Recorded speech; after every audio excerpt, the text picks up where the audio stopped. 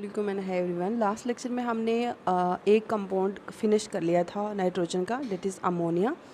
और आज के लेक्चर में हम दूसरा कंपाउंड स्टार्ट करने वाले हैं, नाइट्रिक एसिड। आपके सिलेबस में 2 ही मेंशन्ड हैं, ठीक है। तो नाइट्रिक एसिड क्या है? नाइट्रिक एसिड एक ऑक्सी एसिड है नाइट्रोजन का। ऑक्सी एसिड का मतलब क्या होता है?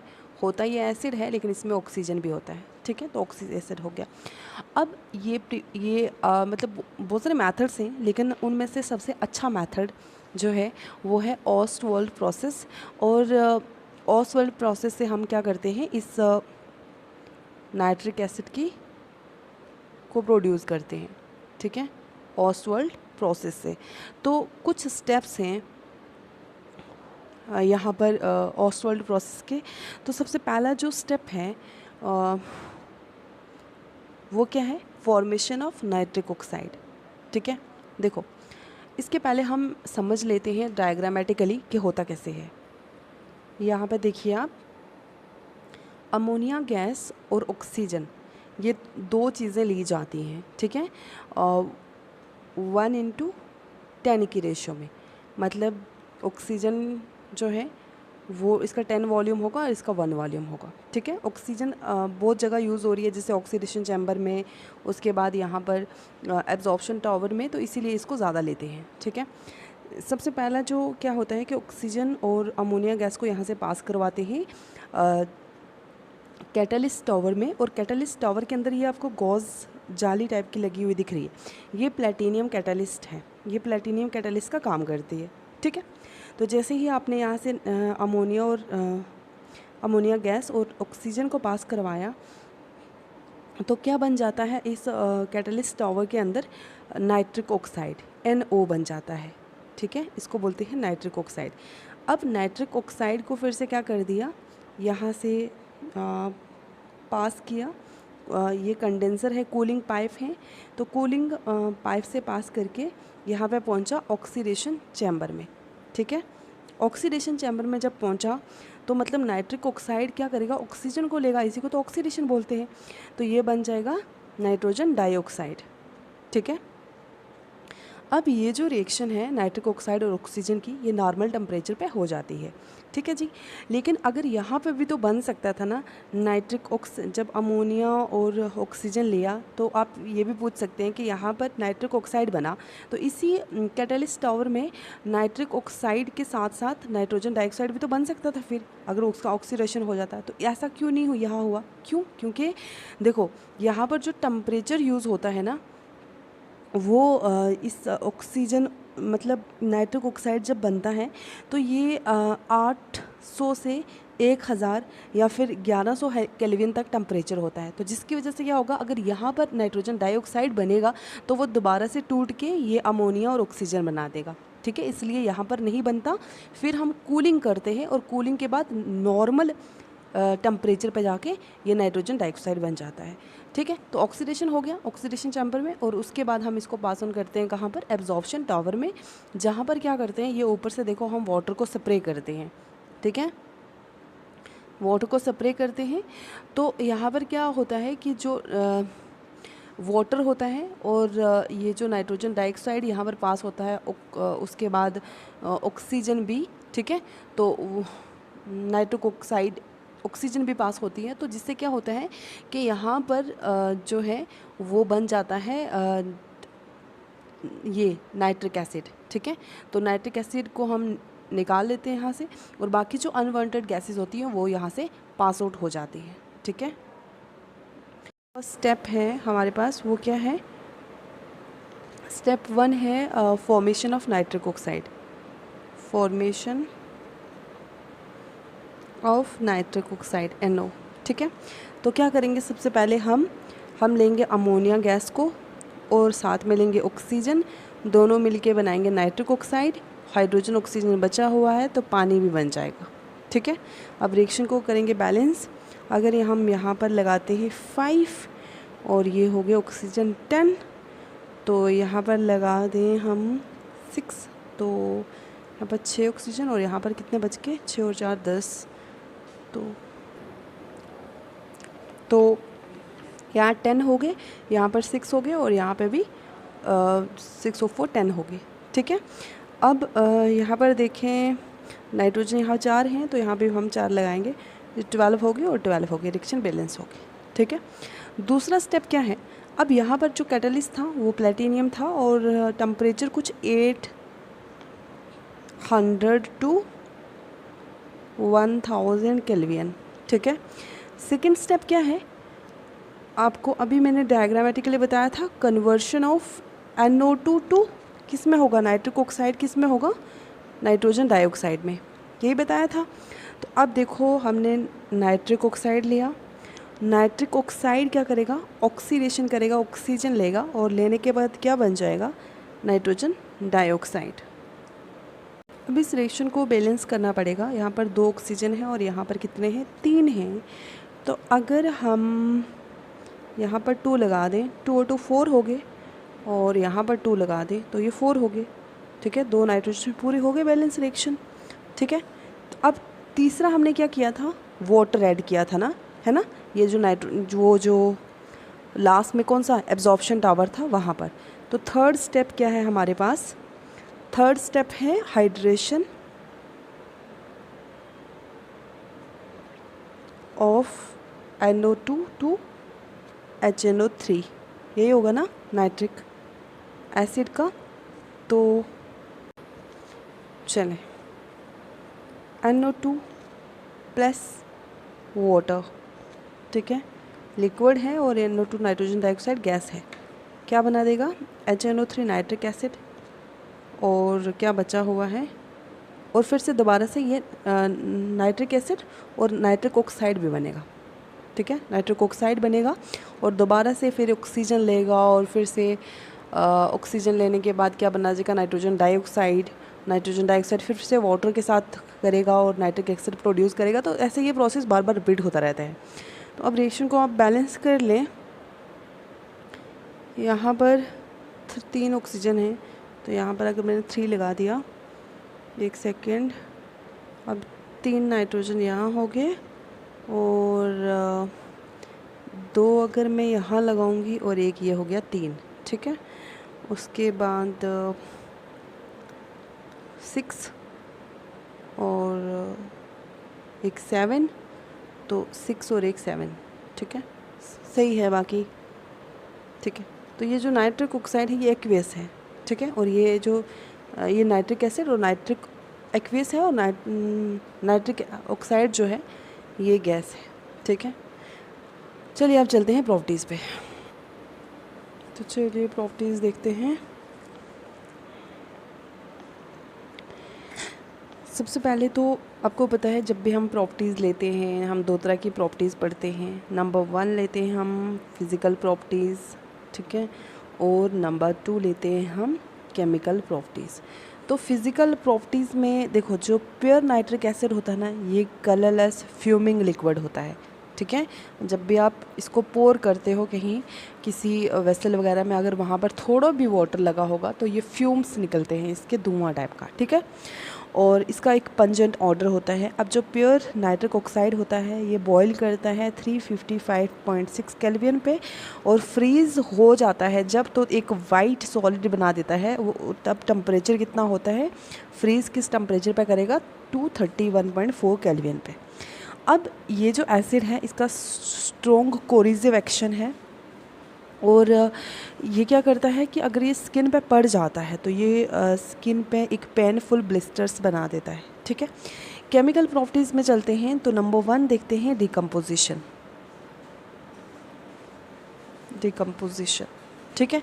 तो डिकम्पोजिशन मतलब किस में टूटेगा, तो जो नाइट्रिक, अगर आपने वीडियो अच्छे से देख रहे हो तो ये जो नाइट्रिक एसिड है ये किस में टूटेगा, बना किससे था, नाइट्रोजन डाइऑक्साइड के साथ क्या हुआ था जब ऑक्सीजन मिला था, ठीक है। और ऑक्सीजन के साथ यहाँ पर पानी, अब्जॉर्प्शन टावर में आपने देखा होगा हम वाटर का स्प्रे कर रहे हैं, तो वाटर, ठीक है। तो ये बनेगा जब ये स्प्लिट करेगा। अब यहाँ पर नाइट्रोजन 1 है, यहाँ पर भी 1 है, ऑक्सीजन यहाँ पर 3 है, यहाँ पर 4 और 5 हो गए, तो रिएक्शन बैलेंस नहीं है, तो रिएक्शन को करना पड़ेगा हमें बैलेंस, ठीक है। 4 ले लेते हैं यहाँ पर नाइट्रोजन, यहाँ पे भी 4 लगा दो। और अब देखो यहाँ पर हाइड्रोजन कितने हो हैं 4, और यहाँ पर कितने हैं 2, तो यहाँ पर 2 लग जाएगा तो 4 हो जाएंगे, बाकी सारा कुछ बैलेंस है। ठीक है, सेकंड पॉइंट है जो वो है एसिडिक नेचर, एसिडिक नेचर। ठीक है, तो नाइट्रिक एसिड जो है ये स्ट्रॉन्ग एसिड है और एक्वस सोल्यूशन में ये आयोनाइज हो जाता है। तो HNO3 प्लस बेस है ना, तो ये बनाएगा क्या H3O positive aqueous plus NO3 negative aqueous. इन आयंस में ये स्प्लिट कर जाएगा। देखें एक बार फिर, देखो H यहाँ पर H3, तो सॉरी यहाँ पर हाइड्रोनियम आयन नहीं है, वाटर H2O। ठीक है, तो ये क्या बना देगा, ये H3 2 और एक 3 और O पॉजिटिव और NO3 नेगेटिव। ठीक है, अब क्योंकि यहाँ पर कैसे होगी रिएक्शन, ये वाला जो बॉन्ड होगा nitrogen is more electronegative, this one is less electronegativity, ये अपने बॉन्ड अपनी ओर खींचेगा, इस पर पॉजिटिव चार्ज आएगा और ये जाके उसको ले लेगा, OH यहाँ का जाके उसको आराम से ले लेगा। या हम ऐसे भी बोल सकते हैं इसको, ऑक्सीजन के ऊपर लोन पेयर है आपको पता है, और ये जाके इस वाले हाइड्रोजन को एब्स्ट्रैक्ट कर लेगा और ये वाला इधर आ जाएगा नेगेटिव चार्ज के फॉर्म में। ठीक है, क्योंकि ये बेस है और बेस का काम ही होता है प्रोटॉन एब्स्ट्रैक्ट करना, तो सही रीज़न इसका यही है। ठीक है, उसके बाद चलते हैं हम, ये ऑक्सीडाइजिंग एजेंट का काम करते हैं। देखो तीसरी जो प्रॉपर्टी है हमारे पास वो है ऑक्सीडाइजिंग एजेंट। तो देखिए नाइट्रिक एसिड जो है ये एक बहुत पावरफुल ऑक्सीडाइजिंग एजेंट है और ये नेसेंट ऑक्सीजन देता है, कंसनट्रेटेड और डिल्यूट दोनों फॉर्म में, जब इसको हम ट्रीट करवाते हैं रिड्यूसिंग एजेंट के साथ। ठीक है, तो देखते हैं जैसे ये जो HNO3 है हमारे पास नाइट्रिक एसिड कॉन्सनट्रेटेड, ठीक है, और नाइट्रिक एसिड डिल्यूट। ठीक है, डिल्यूट मतलब जिसमें थोड़ा पानी पड़ा हो, और कंसनट्रेटेड जो पूरा पेयर हो। ठीक है, तो यहाँ पे क्या क्या बनेगा, वाटर, और हमें पता है और बनेगा क्या, नाइट्रोजन डाइऑक्साइड और एक नेसेंट ऑक्सीजन, जैसे मैंने अभी बोला है कि दोनों केसेस में देगा। ठीक है, दोनों केसेस में क्या करता है, नेसेंट ऑक्सीजन देता है। ठीक है, तो यहाँ पर देखें आप रिएक्शन को बैलेंस कर लें, यहाँ पर हाइड्रोजन कितने हैं 2, तो हम यहाँ पर भी 2 लगा देंगे। ठीक है, अब ऑक्सीजन कितने हो गए 6, तो यहाँ पर 2 और 3, और नाइट्रोजन भी तो यहाँ पर 2 हैं, तो यहाँ पर 2 लग जाएगा, तो 4, 5 और 1 6 हो गया। और यहाँ पर भी देखें, यहाँ पर भी सेम वैसे ही करना है। अगर हम देखें यहाँ पर, तो यहाँ पर अगर हम 2 लगा देते हैं, अब यहाँ पर 3 ऑक्सीजन था पहले, फ़िलहाल 3 थे, और यहाँ पर कितने थे 1 2 3, तो हाइड्रोजन यहाँ 2 थे तो यहाँ 1 था, तो इसलिए हमने यहाँ पर 2 लगा दिया। तो अब ये हो गए 2 हाइड्रोजन और 2 नाइट्रोजन, तो यहाँ पर नाइट्रोजन के साथ भी 2 लगेगा। ठीक है, ऑक्सीजन कितने हो गए 2 और 1 3 4, तो यहाँ पर कितने 6, बाकी सब कुछ बैलेंस है। अगर हम यहाँ 3 लगा देंगे ऑक्सीजन के साथ 3, तो ये वाला बैलेंस हो जाएगा। ठीक है, चलो अब कुछ हम ऑक्सीडाइजिंग प्रॉपर्टीज़ डिस्कस करते हैं। नंबर 1, सम ऑफ इट्स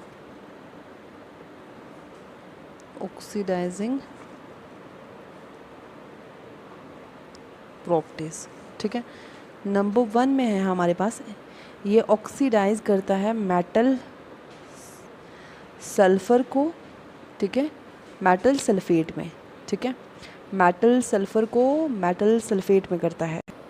ठीक है, तो चलिए नाइट्रिक HNO3, ठीक है, ये किस में टूटता है, NO2 में, पानी में और नेसेंट ऑक्सीजन, अभी पहले रिएक्शन करी हमने। ठीक है, अब यहाँ पर 2 ऑक्सीजन है, यहाँ पर 3 4, तो यहाँ पर 3 है, तो मैं क्या करती हूँ यहाँ पर 2 लगा देती हूँ, तो ये 6 हो गए। अब 6 हो गए, यहाँ पर 2 नाइट्रोजन हो गए, तो ये यहाँ पर 4 5 और 6, ठीक है, बैलेंस है रिएक्शन। उसके बाद मैंने एक रिएक्शन ये जो मैंने अभी लिखी है ना, ये आपको रिएक्शन अच्छे से याद रखनी है, ठीक है, कि ये टूटेगा ये बनेगा। इस रिएक्शन को आपको मगअप कर लेना, याद कर लेना। उसके बाद रट्टा नहीं मारना, आपको पता है ये चीज़ें टूट के ये बनाती है। नाइट्रिक एसिड जब टूटता है तो नाइट्रोजन डाइऑक्साइड, वाटर और नेसेंट ऑक्सीजन देता है, ठीक है। उसके बाद आपने क्या करना है, जैसे पहले मैंने बोला मेटल सल्फर, मतलब यहाँ पे ठीक है PbS ले लिया, लेड सल्फर प्लस ऑक्सीडाइज करेगा ना तो ऑक्सीजन लेगा, ठीक है। तो ये क्या बनाएगा PbSO4, क्योंकि हमने पढ़ा है कि फिर मेटल सल्फेट बना देगा, लेड सल्फेट, लेड सल्फर से लेड सल्फेट, ठीक है। अब यहाँ पर ऑक्सीजन 4 हैं तो हम यहाँ पे ऑक्सीजन 4 कर दें, ठीक है। अब इस रिएक्शन को क्या करना होता है, जो रिएक्टेंट साइड वाले हैं पहले उन्हें सम करना होता है, और फिर बाद में जो एरो लगा के प्रोडक्ट साइड हैं वो उन्हें सम करना होता है, ठीक है। अब यहाँ पर कितने ऑक्सीजन हैं, 4, ठीक है। अब इसके रिएक्टेंट साइड, यहाँ पर प्रोडक्ट साइड 1 ऑक्सीजन है तो इसको मल्टीप्लाई कर देंगे 4 से, ठीक है। तो ये 4 से मल्टीप्लाई हो जाएगा, तो 4 ऑक्सीजन यहाँ भी आ जाएंगे, और 4 ये 4 सिर्फ ऑक्सीजन से नहीं, ये तो अब पूरी मतलब रिएक्शन से होगा, ठीक है। यहाँ पर कितने हो जाएंगे 8, 4 टू द 8 टाइम HNO3, ठीक है। फिर उसके बाद हमें ये 2 लेने हैं, ठीक है। अब देखो यहाँ पर 4, अब क्या होगा, अगर कोई रिएक्टेंट साइड है एक सेम और प्रोडक्ट साइड दोनों सेम है, मतलब 2 कोई सेम है, जैसे ऑक्सीजन 4 यहाँ है 4 यहाँ है, तो ये कैंसिल हो जाएंगे, तो ये 4 और ये 4 यहाँ से कैंसिल हो जाएंगे, तो हमारे पास प्लस PbS, ठीक है, ये वाला। फिर एरो देंगे हम, एरो देने के बाद हमारे पास क्या बचा, 4 2 8 हो गए, 8NO2 प्लस वाटर के मॉलिक्यूल कितने हैं 4H2O, फिर हमारे पास ये बचा प्लस PbSO4, ये ओवरऑल रिएक्शन है, ठीक है, समझ आई। सेकंड इसकी प्रॉपर्टी हम देखें तो ये ऑक्सीडाइज करता है मेटल नाइट्राइड्स को मेटल नाइट्रेट्स में, ठीक है। तो सबसे पहले वही रिएक्शन HNO3, ठीक है, किस में टूटेगा, NO2 प्लस H2O प्लस ये वाला नेसेंट ऑक्सीजन, ठीक है। तो हमने 2 यहाँ लगाया था तो वही छाप, तो सेम रिएक्शन, ठीक है। अब क्या करता है ये क्या करता है मेटल नाइट्राइड्स को, तो KNO2 नाइट्राइड हो गया, ये पोटेशियम नाइट्राइड, इसको क्या करेगा ऑक्सीडाइज करेगा और क्या बना देगा नाइट्रेट्स NO3, ये हो गया NO2 हो गया नाइट्राइड्स, NO3 हो गया नाइट्रेट्स, ठीक है। तो अब यहाँ पर क्या करेंगे हम कि यहाँ पर देखें 1 ऑक्सीजन है, चलो क्योंकि बैलेंस करो 2 और 1 3, तो 2 और 3, ठीक है। अब यहाँ का 1 ऑक्सीजन और ये कैंसिल हो जाएगा, तो पीछे हमारे पास क्या बचेगा 2 टाइम HNO3, फिर ये वाला प्लस होगा प्लस KNO2, फिर एरो देंगे ये वाला और फिर ये वाला NO2 plus water plus KNO3, ये ओवरऑल रिएक्शन। ये वाला क्या था, ये था नाइट्राइट और ये क्या बना नाइट्रेट, ठीक है। उसके बाद ये क्या करता है ऑक्सीडाइज करता है हाइड्रोजन सल्फाइड को सल्फर में, तो चलो वो भी करके देख लेते हैं। तीसरी प्रॉपर्टी, सबसे पहले वही रिएक्शन लिखनी है, 2 टाइम HNO3 क्या क्या बनाएगा 2 टाइम NO2, सॉरी यहाँ पर जो है ये 2 है क्योंकि ये 2 टाइम बनता है, तो 2 time NO2 plus water plus nascent oxygen.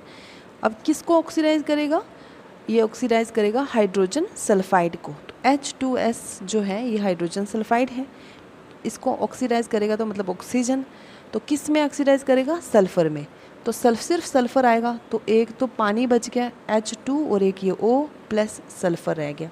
तो फिर अब हम करेंगे क्या, यहाँ पर 1 ऑक्सीजन, यहाँ पे भी पूरी रिएक्शन तो बैलेंस है। ये वाला ऑक्सीजन कैंसिल हो जाएगा, हमारे पास क्या बचेगा 2 टाइम HNO3, ठीक है। और यहाँ पे क्या बचा प्लस H2S, फिर एरो देंगे 2 टाइम NO2 प्लस वाटर, ठीक है। अब यहाँ पर क्या करना है, देखो यहाँ पर एक वाटर है, दोनों प्लस हो जाएंगे तो एक के बजाय 2 मालिक्यूल हो जाएंगे, 2 टाइम वाटर प्लस ये सल्फ़र हमारा, ठीक है। अगर समझ नहीं आएगा आप क्वेरी सेशन में या फिर दोबारा से पूछ लीजिएगा। चलिए आप देखते हैं लास्ट इस टॉपिक का यूजेस कि नाइट्रिक एसिड जो होता है ये कहाँ यूज़ होता है। बच्चा आपने लैब में देखा होगा अच्छा खासा भरा रहता है, तो ये लैब रिएजेंट, ठीक है। उसके बाद अभी आपने देखा हमने कितनी इसका वो किया ऑक्सीडेशन की है, तो ऑक्सीडाइजिंग एजेंट की तरह भी काम कर रहा है, तो मैं सीधा ये लिख रही हूँ ऑक्सीडाइजिंग एजेंट की तरह काम कर रहा है, ठीक है। उसके बाद ये नाइट्रोजनस फर्टिलाइज़र जो होते हैं, खाद वगैरह होते हैं, उनमें भी यूज़ किया जाता है। और ये यूज़ किया जाता है एक्सप्लोजिव की, जो एक्सप्लोजिव्स होते हैं उनकी मैन्युफैक्चर के लिए, जैसे कि गन कार्टन, ठीक है। और TNT जो होता है ट्राई नाइट्रोटोलिन, ठीक है, पिक्रिक एसिड वगैरह के लिए, ठीक है। उसके बाद ये जो पत्थर वगैरह नहीं, वो जो बड़े बड़े पहाड़ों को क्या किया जाता है, फोड़ा जाता है, तो TNT लगाया जाता है वहाँ पर, ट्राई नाइट्रोटोलिन। उसके बाद ये एक ऑक्सीडाइज़र का काम करता है रॉकेट फ्यूल्स में। तो इसी के साथ हमारा ये वाला टॉपिक आज फिनिश होता है। Thank you.